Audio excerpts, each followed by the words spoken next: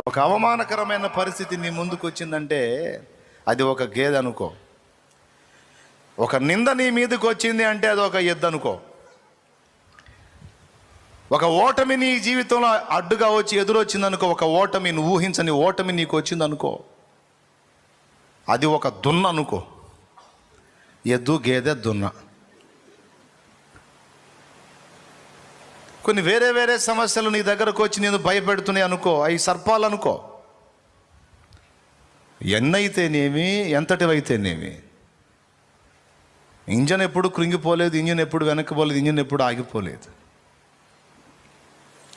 Engine ఒక్కటి జాగ్రత్తగా చూసుకుంటే చాలు. ఇంజన్ ఒక్కటి జాగ్రత్త, అది ట్రాక్ మీద నిలబడాలి. ట్రాక్ తప్పకుండా చూసుకోవాలి, అది ఒక్కటే ఇంజన్ చేయాల్సిందే. దేవుని మాటలలో నుండి దాటిపోకుండా చూసుకోను అంతే. నువ్వు జాగ్రత్త పడాల్సింది ఆ ఒక్క విషయమే. దేవుని మాటలు నీకు ట్రాక్, అది దాటిపోకూడదు. నువ్వు అది దాటిపోతే ఇక నువ్వు ఎంత ఇంజన్ అయినా, ఎంత గూడ్స్ ట్రైన్ అయినా సరే, ఇక తల కిందికి కాళ్ళు పైకి. అదొక్కటే నువ్వు చూసుకోవాల్సిందే. దేవుడు చెప్పినటువంటి క్రమము, క్రమశిక్షణలో నువ్వు ఉండి దేవుని యందు భయభక్తులు నిలిపి నువ్వు సాగిపోతూ ఉంటే ఇక ఎంతటివైనా నువ్వు కృంగిపోవాల్సిన అవసరం లేదు. దేవుడు చెప్పినట్లు నేను జాగ్రత్తగా అడుగులేస్తున్నానా లేదనేది ఒక్కటే చూసుకో.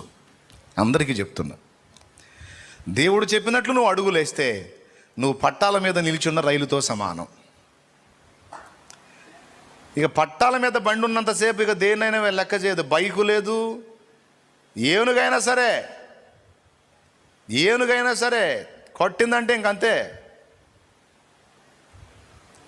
గేదె ఆగదు, ఎద్దాగదు, దున్నాగదు, ఏనుగైనా ఎగిరి అవతల పడాల్సిందే. దాని ఫోర్స్ అలా ఉంటుంది. దేవునికి స్తోత్రం చెప్పండి గట్టిగా. అట్లా చేశాడు నిన్ను.